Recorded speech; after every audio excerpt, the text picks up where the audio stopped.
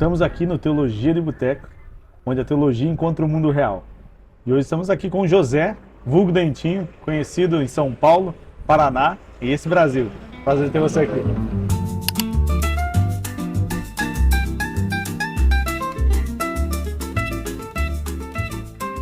Diz um pouco sobre você, Dentinho. Quem é você, ué? Por você? Bom, nasci em Mauá, São Paulo, vivo em Mauá até hoje, casado, 3 filhos, o Lucas, a Isabela e a Helena. Sou casado com a Jane, né? Vocês conhecem. Hoje eu trabalho, sou técnico em manutenção de pilhadeiras. O intuito de eu estar aqui também é falar um pouco, né, do meu passado, da transformação que Deus fez, o quão importante é a palavra de Deus nas nossas vidas, para a transformação de uma vida, de uma sociedade. E é isso. Dentinho, o que me impressionou quando eu conheci você, eu conheci você antes de você mesmo, né? Igual quando Deus fala, conheci, escrevi todos os dias, o Cadinho falava de você, o Marcos comentava, né? Então tinha uma imagem na minha cabeça de um Dentinho, e quando eu conheci foi disruptivo, né? Você mais simples, eu tinha você como um apóstolo, sabe aqueles apóstolos fajutos? Mas não, você é humilde e você viveu algo com essa galera, uma galera foi muito considerada famosa, né? Em 2000 e você conheceu o Clamor. Mas como que da sua vida pregressa, né, passada, como que você caiu justamente com uma galera que buscava avivamento e tudo mais? Cara, assim, como você mesmo diz, eu vim de uma vida pregressa, né? Totalmente envolvido com a criminalidade em São Paulo. Estamos gravando no Paraná, mas em São Paulo assim, eu tive uma vida bem pregressa mesmo. E quem olha seu rostinho de anjo? Né? Nunca tive vícios, bebida, drogas, mas eu tinha uma vida, o extremo da violência, assim. Eu era respeitado pela forma violenta qual eu agia. E um dia no quarto da minha casa Deus me visitou de uma forma que eu não esperava. E eu ficava olhando um vento dentro do meu quarto, com as janelas fechadas, porta do quarto fechada, e eu ficava, meu, se é Deus, então fala comigo. E assim, Deus começou a mostrar algumas imagens de coisas que eu fiz. E ali eu fui pedindo perdão, me arrependendo. Procurei um amigo, ele me apresentou Jesus da Mas foi forma do nada assim ou já bíblica. tinha alguém falando com Não, do você? nada. Oração de Do familiar? nada Do que. nada, do nada. Do nada.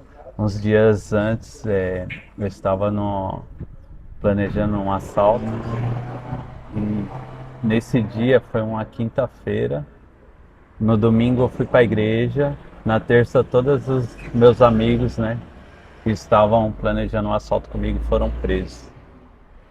E aí foram executar o assalto, foram presos. E Jesus me deu esse livramento aí, né? E aí nisso eu conheci o Romualdo e tinha recebido uma palavra da pastora Lilian, hoje ela é pastora, mas ela falava assim, você vai conhecer um ministério no Sul. E aí através do Romualdo eu conheci o caso de Davi. Que E é aí, aqui de que é Londrina. aqui de Londrina. E aí a minha história com Londrina é essa. E Aí aí eu surgiu. comecei a vir esporadicamente, pelo menos uma vez por mês, 2 vezes por mês, mas todo mês eu estava aqui. Isso em que ano? No auge do Eu, caso? eu creio que era não o auge, o ápice foi nos anos 2000, mas eu vim em 2005 até 2007, 2008, eu estava vindo aqui de forma assídua. Sim. Aí você comentou comigo que foi no Clamor, Sim, você conheceu o em Cirilo e tudo em mais. 2006 eu fui na convenção da Escola do Clamor, né? Tem a escola e tinha 3 dias de convenção. Lá eu conheci o Judson, conheci o Gregório Me apresentaram o Gregório, o Robortella, Cirilo, Dan Duque, Thomas Pedley. Lembro da pregação do Thomas Pedley falando que o cavalo falou com ele enquanto ele estava Não, ele perguntou pro cavalo, vai falar comigo? Ele estava podando uma roseira, né? Tempo muito bom da adoração extravagante no Brasil. Tempo que saudoso, assim. E você viveu então. Você não teve um caminho, já caiu direto nesse movimento, não teve Sim, com menos de um ano de conversão, eu já estava participando desse congresso da Escola do Clamor. E depois daí que eu comecei a ter encontros com o caso Davi, com seminários, e vim para cá, para Londrina. E essa escola do clamor ela é muito famosa porque muitos que hoje são famosos na atualidade passaram por essa escola, Sim. né?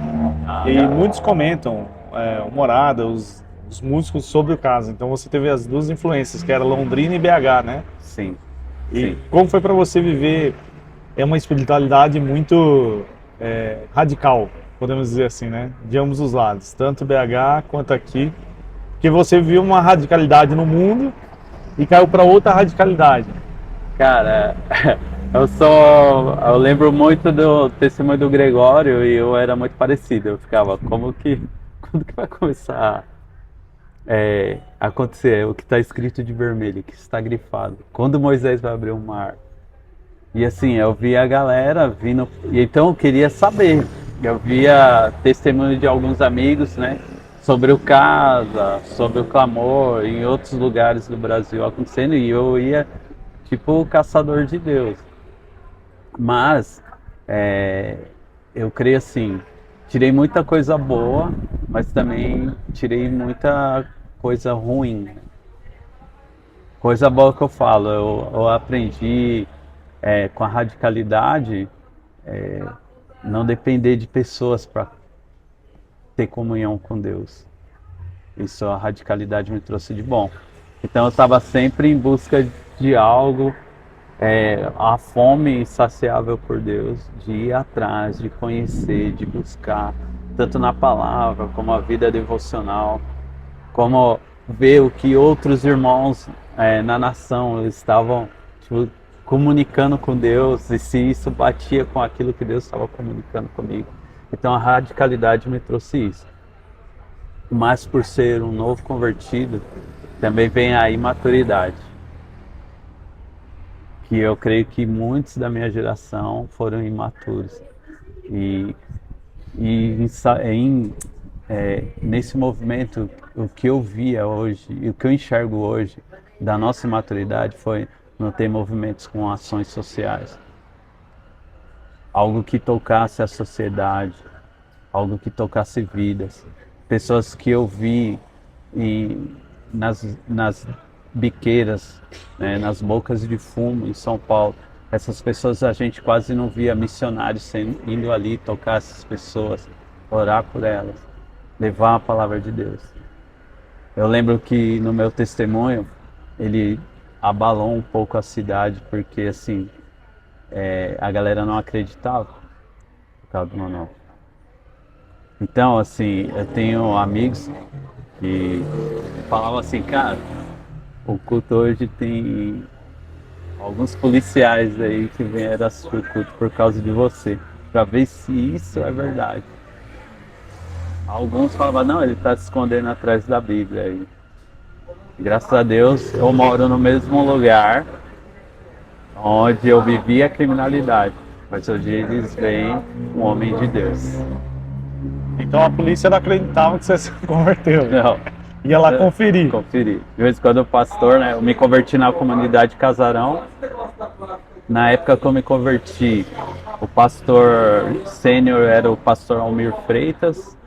E lá tinha um pastor de jovens, que é meu amigo Flávio, e a pastora Lília. Hoje eles são pastores, mas naquela época eles eram líderes de jovens. Então eu ouvia várias conversas deles assim, pô, tem um polícia aí assistindo o culto. Eu veio ver se é verdade, se você se converteu. Tinha alguns irmãos que eram policiais na comunidade, eles vinham conversar comigo e falavam, cara, você aprontou alguma coisa? Você está se escondendo de alguém? Não. Aí eu contava, ó, Deus me visitou e eu vim pra cá porque um amigo, né, cultua aqui, que é o Lequinho, né, que é irmão do pastor Flávio. A gente era bem unido, assim, e ele foi o cara que fez entender que a experiência que eu vivi no quarto era Deus falando comigo. E a experiência, né? Apesar de ser sobrenatural, É, a, a gente não responde, ah, Deus balança a cortina na Bíblia, né? é isso. Mas tem um vento de Deus e você entendeu. Foi nítido pra você que era Deus. Tipo, na sua cabeça não passou que poderia ser um vento. Você teve Não, uma convicção que era Deus. ao primeiro instante eu fui conferir a janela. Ah, então você duvidou. Duvidei. Ao primeiro instante eu vou contar o dia como foi. É, eu ia sair, né? Tava com o telefone, levei o telefone pro quarto. E aí eu conversei com os amigos, né? Que a gente estava planejando esse assalto. E eu ia ao encontro deles. E aí começou a balançar a cortina, mas coisa bem forte mesmo. E aí eu olhei na janela e falei, meu, não tá ventando. Aí eu voltei pro centro do quarto e me ajoelhei. Falei, se é Deus, fala comigo. E aí eu não vi uma imagem de cinema aberta na minha frente, mas a minha mente foi voltada a ter imagens dos delitos que eu cometi, das pessoas que eu fiz sofrer. E então eu falei, Deus, eu não sei como ressarcir essas pessoas, mas me perdoa. E no meu coração, como se dentro de mim tinha uma voz que dizia assim, eu não te criei para isso. E aí eu fui me arrependendo, pedindo perdão. Aí eu peguei o telefone e liguei pro Lequinho. Foi 11 de junho de 2005, às 3 horas da tarde. Foi essa data que eu liguei para ele e falei assim, Leco, quero ir para a igreja. Você ligou, querendo. Aí ele ia sair, ele largou o telefone, aí eu vi a esposa dele atendendo porque ele não acreditava. E assim, ele, uns anos atrás, ele vinha pregando para mim, depois ele parou. E aí foi minha história assim, de contato com Deus, né? Eu até brinco, tem um, depois, né, da minha conversão, eu falava assim, eu não sei falar com Deus. E aí eu vi um rapaz orando uma vez na gíria. Aí eu pegava e colocava uma cadeira no quarto e falava, Deus, eu sou esse cara aqui. Eu não sei orar igual os caras falam, né? Quando você vai tendo contato com a palavra de Deus, com a Bíblia, você vai melhorando o vocabulário, então você acaba corrigindo a maneira de falar de uma forma respeitosa, mas assim, minha oração primeiro é Deus, tá ligado, né? Eu, pô, vim do crime, eu só sei falar com bandido, então o senhor não é bandido, mas eu queria que a minha vida fosse assim, fosse essa. Então esse foi meus primeiros contatos com a oração e com Deus. Você trocava ideia com Deus, então. Exato, Uhum. exato. Até em alguns irmãos que têm dificuldade de coração, eu falo, cara, coloca a cadeira vazia ali, vai, deixa seu corpo, sua mente, sua alma te levar a você entender que Deus está sentado naquela cadeira e você tenha esse diálogo. Seja sincero, sem cera, sem máscara diante de Deus. Então você tinha uma vida que dependia dos crimes. Aí você parou. Como que você se manteve nesse período? Porque, tipo assim, muitos pensam, vou evangelizar na biqueira, vou evangelizar a prostituta, mas esquece que esses precisam de recursos para viver. Sim. Como que foi para você? Você viveu normal? Tinha emprego já? Cara, assim, eu tinha um emprego, eu nunca deixei de trabalhar até porque eu tinha medo de envergonhar meus pais. Então minha mãe, meus pais ficavam sabendo de histórias, mas eu sempre fiz de tudo para que, tipo assim, a polícia não fosse em casa. Então, os recursos que eu captava através do crime, os assaltos, os delitos, eu sempre guardei dinheiro. Então, eu sempre usava da corrupção para que isso não alcançasse em casa. Falando dos recursos, cara, foi muito difícil, porque assim, eu perdi o emprego um pouco antes de converter, mas eu tinha recurso. Então, quando eu me converti, a primeira coisa que eu fiz foi desfazer de armas que eu tinha em casa e do dinheiro. Não queria mais, para mim cheirava sangue, era sujo. E eu fiquei um ano, mais ou menos, que desempregado, assim. E aí eu voltei a trabalhar, eu lembro, mas eu vivia muito de oferta de alguns irmãos. Eu tinha vergonha de pedir. E então isso começou, as ofertas que eu recebia, os bicos que eu fazia, vou trabalhar de ajudante pedreiro, vou... Nunca tive também essa de, não vou trabalhar que é vergonhoso, vai.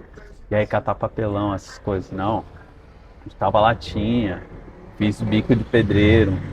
Na época eu namorava com a Jana e minha sogra, ela foi uma mãe pra mim assim, e aí às vezes ela me dava até dinheiro. Comprava as coisas pro Lucas na época. E cara, assim, não tive essa vergonha. A minha vergonha era pedir, tipo, comida, sabe? E aí eu lembro que eu comecei a trabalhar, aí meu primeiro salário caiu no banco, né? Eu não vou falar o nome da instituição. Por favor, os Aí, nossos advogados não têm que trabalhar. isso. E aí eles pegavam todo o meu salário e descontavam nos golpes que eu tinha dado, era valores absurdos assim de alto. E aí eu comecei meio que passar necessidade, porque tipo assim, eu não ia sair do emprego e eu precisava levar recursos para casa. E aí começou a secar, aí eu tímido assim, né, meu? A igreja tinha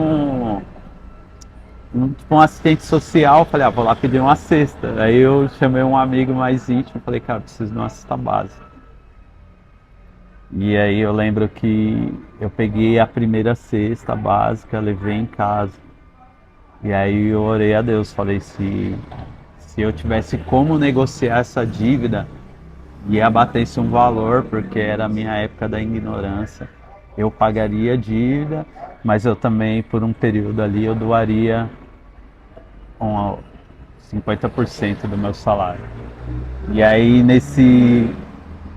eu fiz essa oração, fiz esse voto, né? Na época e passou 2 meses, o banco mandou uma oferta de negociação. E assim, 90% do valor total. E ainda parcelei os 10. Cara, assim, foi muito de Deus, assim. Tanto que eu tenho a conta na instituição até hoje. A mesma conta daquela época. Eu não quis fechar, não quis nada. Eu falei, não, isso daqui é para me lembrar. E para os seus familiares que viram essa mudança em você, a Jane, que você menciona muito aqui, né? Como que foi para ela essa mudança? Cara, assim, a Jane, ela não sabia. Ela não sabia. A gente namorava. Cara, você já ouviu ela falar na boca dela, os amigos se afastaram. Ela não sabia, meu sogro sabia um pouco. Então, quando eu me converti, que ela foi saber quem eu era realmente. Só dando um background pra galera.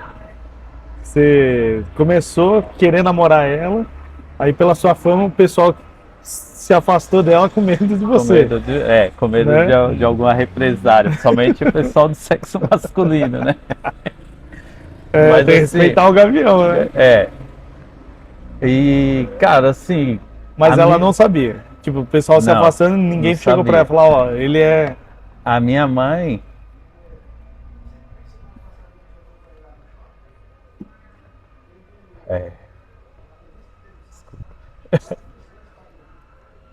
A minha mãe, ela ficou 10 anos sem dormir. Toda vez que eu chegava de algum lugar na alta madrugada, ou ficava 2, 3 dias sem estar em casa, toda vez que eu chegava, ela estava. Na época ela ainda não era cristã, protestante, evangélica. Ela estava ali de joelho, mas sem acender vela, sem imagem, pedindo a Deus para que me salvasse, que me tirasse da vida que eu vivia. Então, a minha mãe chegou a falar para um amigo meu assim, o Lequinho, Faz 10 anos que eu não durmo. Hoje foi minha primeira noite de sono. Ah, Porque ela sabia onde eu tava num retiro da igreja. E aí ele foi lá, né, pegar algumas coisas pessoais minhas e tal. E aí ela falou, hoje vai ser minha primeira noite de sono. Então, assim, o impacto disso. Tem um outro testemunho. O pastor André, que é hoje da comunidade local, não sei se você teve o prazer de conhecer quando você foi lá, o André e a Jennifer. Ele, talvez. é que você não está lembrado. Eles eram de outra comunidade. E aí eu fui visitar. E aí era chegada de encontro com Deus. Ele vai lembrar dessa quando ele vê. E aí tava uma galera assim, que era de uma boca de fumo que se converteu. E quando eles iam dar testemunho, eles falavam assim, alguns deles falavam, se o Dentinho se converteu, eu falava para Deus, por que eu não posso? E eu lá. Então assim, isso foi um dos impactos que causou em alguns bairros assim que onde me conheciam. Alguns amigos assim, infelizmente chegaram para mim e falaram assim, cara, eu queria isso que você tem, queria ter a coragem que você teve em sair e assumir a sua religião. Eu falei, não, cara, não é religião. A única coisa que eu queria é que vocês sentissem o que eu estou assistindo agora. E muitas deles eu vi a lágrima descer, assim, mas não tiveram a coragem de abrir mão do nome, sabe, da vida promíscua. Renunciar, então. A Não quiseram renúncia, não renunciar. quiseram renunciar. E infelizmente muitos deles tiveram a vida ceifada, Nossa. alguns são presos. Dentinho, você se converteu então em 2005, 2005 e nunca mais se desviou. não, desviei, Desviou? desviei. E como que foi? Cara, assim, Porque é um testemunho, pô, você viveu derramar, conheceu a galera, espiritualidade radical, mesmo assim, houve uma queda. antes de eu falar, eu quero falar algo assim. Antes eu tinha algo que falava assim, a sua experiência, ela te mantém firme com Deus. Mas eu não tinha uma convivência com a palavra de Deus. A leitura bíblica, o conhecer a Deus a fundo ali através das escrituras. Eu tinha experiência de oração, versículos isolados.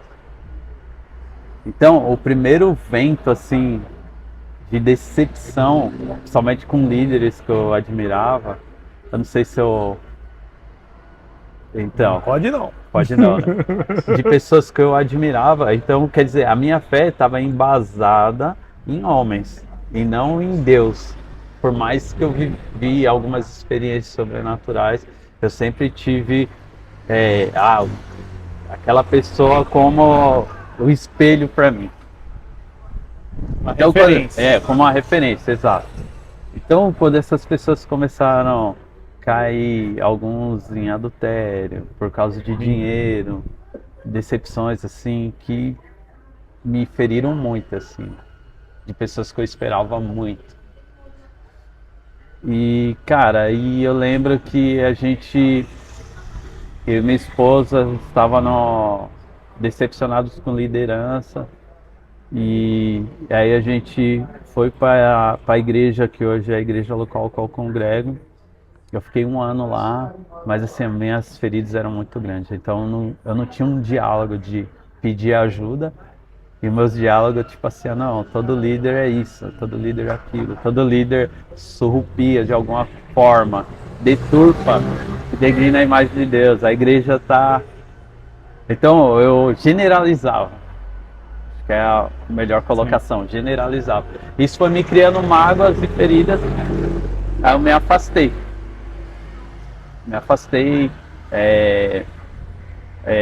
Caí em adultério, pornografia, comecei a viver uma vida promíscua, não com crime, mas com mulheres. contato com pornografia, cara, e daí foi indo, me afastando, não ia mais nos cultos, né? Fui fazendo minha família sofrer. E você foi para festas, voltou para festas, essas coisas? Eu ia escondido, né?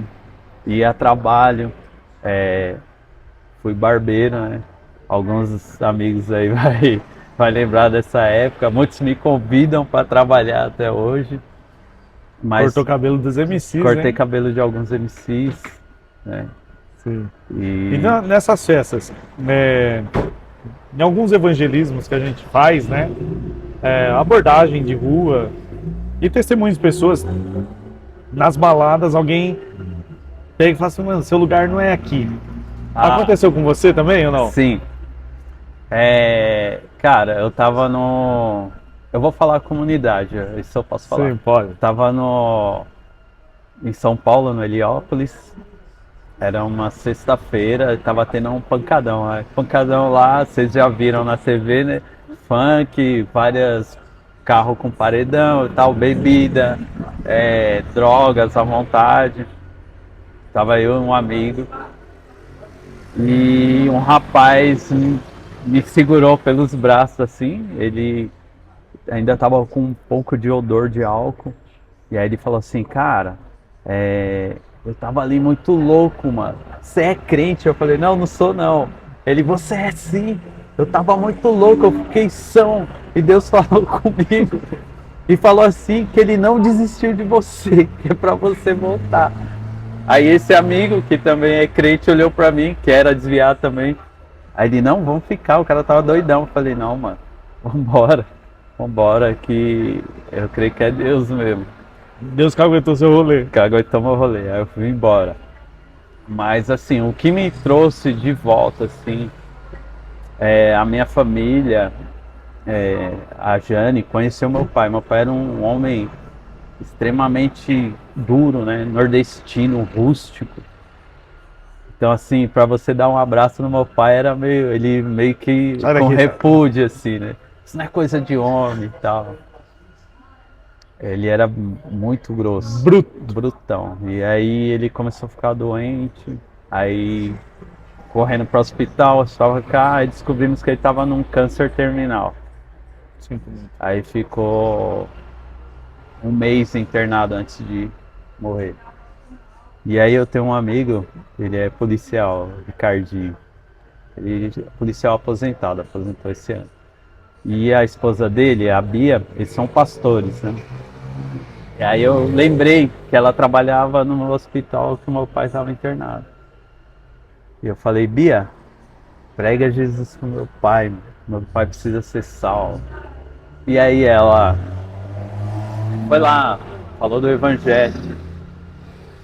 E eu não sabia que era a época da pandemia, então, tipo assim, quem tinha acesso mais era quem trabalhava no hospital. Eu não sei se aqui na região foi assim. E a gente tinha notícia por telefone, boletim médico. E a cada 3, 4 dias eles abriam 10, 15 minutos pra gente visitar. E aí eu liguei pra ele falando isso, aí ela tomou o telefone da mão dele. O nome do seu pai é Antônio Celestino dos Santos? Eu falei, é. Ela falou, eu preguei do seu pai tá bom, ele aceitou Jesus. Uau.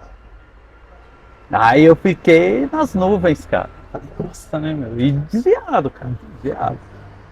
Desviado pedindo pra pregar pro seu pai. Entendi. Cara, e aí interessante foi que depois desse dia, meu pai foi pro quarto e aí tinha que ter um acompanhante no quarto, mesmo na pandemia, por causa da idade dele e tal. Aí eu falei, meu, vou lá dormir com o pai, né, meu? Aí foi o primeiro dia, eu fui, eu não levei a Bíblia, ele tava ainda meio por causa das medicações e tal. No segundo dia eu falei, vou levar a Bíblia. Aí levei. E assim, ver o semblante do meu pai, assim, é ver o poder de Deus transformando uma pessoa. O poder, eu falo assim, cara, é claro que a gente anseia em ver sinais e maravilhas, mas quando você vê a obra transformadora da salvação, cara, eu acho que Isso não tem o que pague, que o vislumbre que é isso. E aí eu tava lendo Isaías 61. E aí ele olhou assim do lado, aí ele falou assim pra mim: o que mais me orgulha não é o pai que você se tornou, um homem honesto, mas você ser um homem de Deus. Era como se Deus, tipo assim, descesse na terra e falasse: meu, volta, anda comigo. Aí meu pai convulsionou. Depois E de falar. depois de falar. Aí ele convulsionou e uma semana depois ele veio a falecer. Meus sentimentos. Então, assim, eu acho que a forma de eu ver como foi a salvação do meu pai foi a forma de eu entender que não precisa cair fogo do céu. Não precisa Deus vir aqui com a voz audível. Mas Deus, ele está na imagem do próximo. Quando ele transforma uma vida, somente quando você conhece quem era a pessoa e quem a pessoa se tornou. Como o apóstolo Paulo fala em Coríntios, né? Nós somos cartas vivas. E eu consegui ler a obra da salvação da vida do meu pai.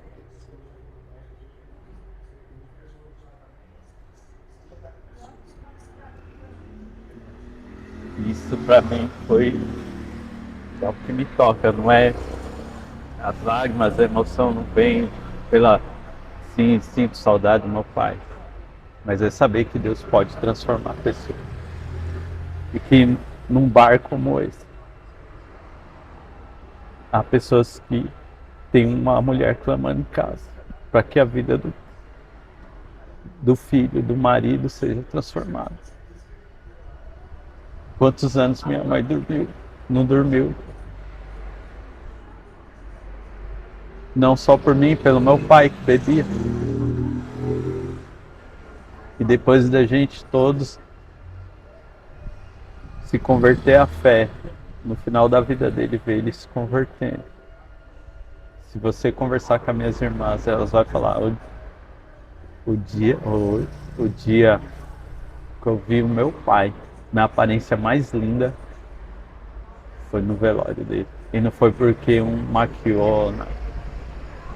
Eu falo que a imagem pode ser até tenebroso que eu vou falar, mas quando eu fui reconhecer o corpo, de eu ver meu pai sorrindo, eu falei assim, ele viu algo que a gente anseia ver. Como o autor de Hebreus, Abraão, ele andou a vida toda olhando para uma cidade onde o arquiteto fundador é Deus. Ah. E você teve o processo, você falou que desviou, e isso afetou sua família, Jane. E essa restauração, como foi? Cara, foi um período. Confissão, teve essas coisas ou não? Foi um Porque pra período. você é muito assim, né? Cara, Profeta, podemos dizer. foi um período difícil, assim, de reconquistar a confiança, né? Foi uma quebra de aliança, né, cara? E assim, ela pegou mensagens e assim, eu vou citar que tem um casal que nos ajudou muito, que é o João Paulo e a Elaine. O João Paulo, assim, eu falo que é o meu irmão. A gente é irmão de sangue, pelo sangue de Jesus, eu brinco. Ele foi um irmão, apesar de idade ser mais novo que eu, foi um irmão que me ajudou muito, assim, em conversas com a Jane, em aconselhamento. Então, assim, Gil, no início, assim, foi um período muito difícil. Sabe, ela sofreu muito, assim. Foi bem na gravidez da Helena. E foi muita oração, cara. Muita palavra de Deus. Muita palavra de Deus. Reconquistar a confiança de alguém eu acho que é uma das coisas mais difíceis do mundo. E você disse pra mim que o João era mais presbiteriano, né? É, Então você teve dois momentos. Um radical, nível espiritual, assim, né? Não que o sim, espiritual, o presbiteriano não seja, né? Mas você falou que sentiu falta da ação social e da palavra, que faltou esse fundamento.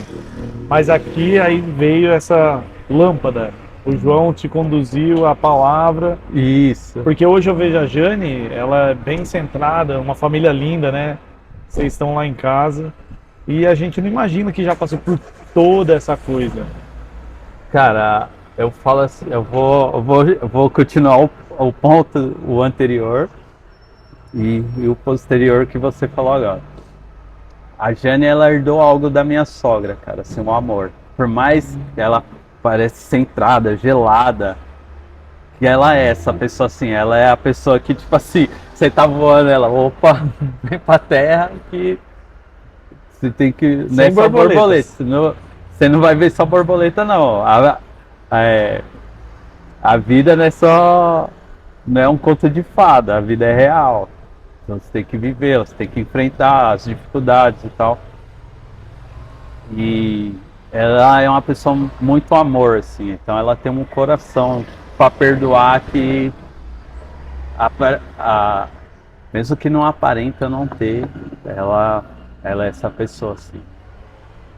E o João Paulo, cara, João Paulo, assim, eu falo assim que eu brinco com ele, falei, você é profeta. Ele é um cara que ele tem uma facilidade de transpor a palavra de Deus, assim, que desde uma criança um senhor de 100 anos vai entender. E ele falava assim, cara, você tem um potencial muito grande. E eu creio, ele falava assim, eu creio nos sinais, naquilo que você já viveu de místico, de sobrenatural. Mas isso precisa ter a palavra de Deus. Porque tudo surge da palavra de Deus. No princípio ele era o verbo. E o verbo se fez carne. Então, o sobrenatural não pode ser uma fantasia da minha cabeça. Ele tem que ter fundamento bíblico. E você começa a viver algumas coisas sobrenaturais a partir do momento da sua convivência com a palavra de Deus, com a comunhão dos santos, porque eu preciso ter um mais velho na fé. Não é questão de ser um mais velho. Você é mais jovem que eu, mas você tem mais experiência com a palavra do que eu. Então, você é um irmão mais velho na fé do que eu. Entende? O João Paulo é a mesma coisa. Então, não é porque eu vivi experiência. Eu conheci pessoas que viajou o mundo pregando o evangelho, mas assim, como se fosse um hippie. O cara conhece um ou outro versículo isolado e eu ficava assim, pensando comigo, esse irmão, ele viveu pela misericórdia de Deus. Mas você vai olhar, você vai olhar assim, os testemunhos, cara, não é igual a alguns missionários que a gente vê, e o cara pregou a palavra, pegou o evangelho numa aldeia, alguns se converteram. Não que eu falo que o cara vai ter que converter uma multidão, mas Começa por ele, né? Exato. Tem que ser ele. Mais um. E assim, o que a gente vê é que ainda tem muitas pessoas vivendo no engano da sua cabeça. O João Paulo, de uma forma carinhosa, ele falou, ó, tem coisa aí que é o Deus da sua cabeça. Você criou isso aí. Ele falou assim, ó, lê isso daí. Aí ele falou, você quer ouvir Deus de uma forma audível? Eu falei, quero. Eu falei, então lê um versículo bíblico em voz alta. Então foi a maneira que ele me ensinou a ter contato com as escrituras. Sim. E ele fala, cara, procura irmãos mais velhos. Tanto irmãos que você conhece, que são pessoas íntegras, que são pessoas de oração, de leitura, como comentários bíblicos, livros saudáveis, né? Porque a gente também vê muita coisa que não é saudável. Então, o João Paulo meio que me apresentou uma forma que sempre teve bíblica, porque a igreja primitiva, eles eram leitores, eles eram Pessoas de devocional, pessoas de oração, pessoas que pregavam o evangelho de casa em casa, pessoas que tinham uma vida em comum com a comunidade de fé. E assim, eu creio que a unidade de igreja parte daí, Da palavra, né? pela palavra. Eu tenho um amigo, ele trabalha indicando livros. Aí eu pedi, né, uma indicação, comentei de um pregador famoso. Ele falou, não, a gente só vende livro bom aqui só. Aí ele falou também de um devocional, né? Falou, não, esse é melhor que um devocional. Tem gente, eu gosto muito do Lloyd Jones. É um livretinho, cara. Se você achar, você pode comprar aí na internet, né? Conversões psicológicas. A pessoa acha que se converteu, mas se converteu. Aí quando você vai para a palavra, você fala, pô, eu criei um Deus que não existe. Era um Deus na minha mente. E essa é a maior acusação, né, que a gente recebe do mundo. Então quando você começa a vivenciar a palavra, como disseram, né, ele está escondendo atrás da Bíblia. Mas depois que você começa a encarnar a Bíblia, eles vêm a conversão, a restauração.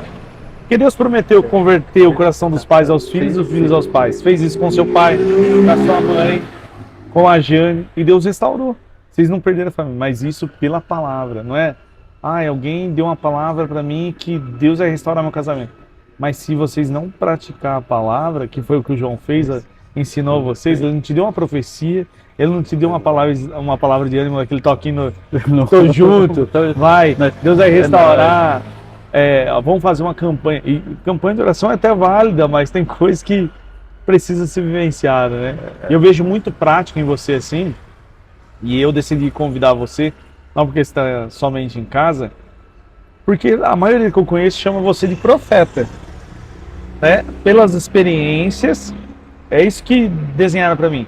Um dentinho que anda no unicórnio, alazão dourado, tá ligado? Eu pensei que você ia vir no unicórnio assim, com um chofar violento, tá ligado? Mas aí você veio bíblico, teológico, falando, eu falei, dos meus. E porque o pessoal fica meio frustrado comigo também, que eu falo um pouco dos dons, carismas, mas aí eu falo mais de teologia bíblica, assim, o pessoal fica, mas eu pensei que ia ter um gnomo aqui no podcast, ia aparecer, sei lá. Aí eu vi você centrado, né? E a maioria das pessoas que permeia a sua realidade, está envolta aqui também, se frustrou muito porque Deus disse, mas Deus não disse, né? Não foi Deus. Você estava comentando isso comigo, tem que passar pelo crivo da palavra, e você está falando isso agora. A Bíblia sustenta. A Bíblia é a mãe de todas as heresias, né? Já é dito. Mas tem que saber interpretar e saber vivenciar. Então o João ele foi muito amoroso em ensinar isso. E você é paciente, a perseverança em esperar, mais confiante na palavra. Então você vê que as suas filhas recebem isso, percebem isso em vocês? Cara, primeiro, né? Eu não sou profeta, né? Apesar de pessoa só não vem no unicórnio, mas Cara, é que a gente tá acostumado a ver tanta coisa, né, meu? Mas assim, não sou. Eu falo assim, que a profecia bíblica, ela sendo explanada, né, ensinada de uma forma saudável, ela restaura qualquer coisa. Então, assim, foi nos apresentada uma teologia saudável através da vida de João Paulo. Eu e a Jane começamos a ter uma vida de oração, uma vida de leitura da palavra.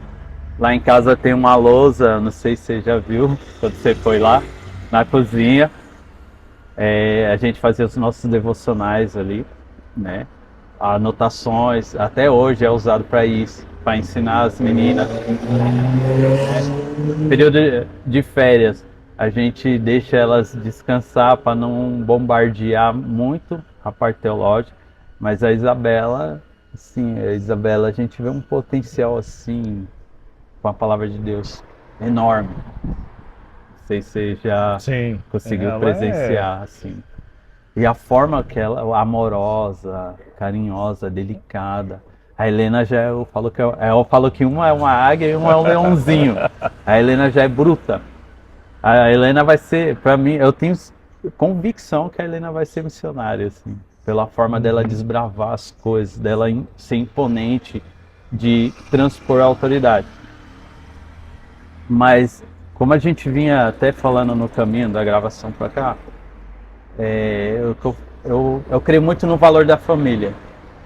A minha preocupação maior não é ser reconhecido como profeta, ou, mas eu passar o bastão para a próxima geração. Uma teologia saudável, uma teologia que toca vidas, que transforma as vidas, que salva vidas, que liberta as vidas através da palavra de Deus. Porque a gente já foi da parte do ministério Souza, e a palavra sozo no grego, como bom teólogo você conhece, ela vem na tradução quando fala de cura, de salvação e de libertação. E isso que Jesus veio, para curar, para salvar e libertar. Né? Não para ficar vendo borboleta. Voltando no assunto que você falou, da teologia da nossa da salvação da nossa mente, teve um período da minha vida que a gente vê lampejos assim, que você fecha o olho e você vê aqueles flash, eu falava pro pessoal que era anjo aquilo lá, que eu via. Esses lampejos, essas luzes assim, eu falava, não, eu vi um anjo e tal. E não era, cara, era coisa da minha cabeça. Era uma criação mitológica da minha cabeça. Mas eu e a Isabela, né, tivemos uma experiência angelical. Eu lembro que a gente via num período de jejum em casa, em oração, e eu ensinando as escrituras para ela, ensinando sobre o livro de João. E eu fui deitar, já era tarde, coloquei ela na cama. E toda noite eu tenho o costume de ir lá tocar na cabeça, orar, ou desejar boa noite, pedir para Deus guardar os sonhos e tal. Cara, e eu e a Jane deitamos ali, você conhece minha casa. Aí a porta do nosso quarto estava aberta assim, aí eu vi um clarão. Aí eu escutei, Fabiano, essas três. É o Jane. Acho que Deus tá aí. Ela é coisa da sua cabeça, vai dormir que você tá jejuando e lendo muito. E assim, foi assim, um temor, né? Porque eu nunca tinha vivido experiência nesse nível. Então o temor foi lá em cima, assim. Eu falei, você consumido. Veio me buscar. E aí eu enrolava a coberta assim, demorei para dormir.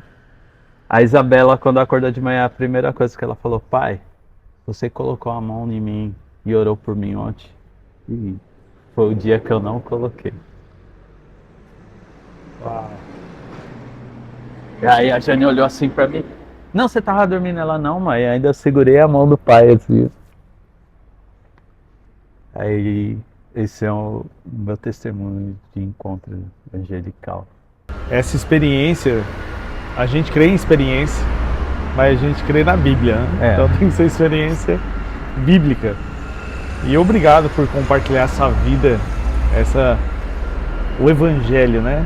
Você não é um hippie que vive pela misericórdia, e eu também não quero ser. Então, obrigado. E se você fosse deixar uma mensagem, não como de um hippie, que mensagem você deixaria? Que bastão, né? Não, o bastão vai virar piada que tá certo. Que legado você deixaria pela Bíblia, assim? Cara, leem a Bíblia e siga os passos que Jesus tem na palavra. Pregue o evangelho do reino. Façam obras de acordo com a Bíblia. Ou seja, pregue para o morador de rua. Às vezes o traficante está esperando que você fale para ele um simples Jesus te ama. Eu esperei isso muitas vezes. Então, Nunca desista daquele que você acha que esse cara nunca vai se converter. Eu fui um cara que muita gente achou, esse cara não vai se converter. E tô aqui. Amanhã pode ser um Fernandinho Beiramar, um Marcola, outros traficantes aí que a gente não sabe o nome. Ou um morador de rua sem face. É isso. Para essa geração eu queria deixar isso. Pratiquem a palavra de Deus. Não acredite em fantasias engenhosas criadas pela cabeça do homem. Simplesmente pregue o Evangelho de acordo com a palavra de Deus. Obrigado por nos acompanhar até aqui. Esse podcast está indo atrás de pessoas. A gente vai ver cristãos e não cristãos aqui, que o intuito é chegar em todo lugar, porque o nosso Deus está em todo lugar. Então compartilha para que chegue em todos os lugares. Deus abençoe.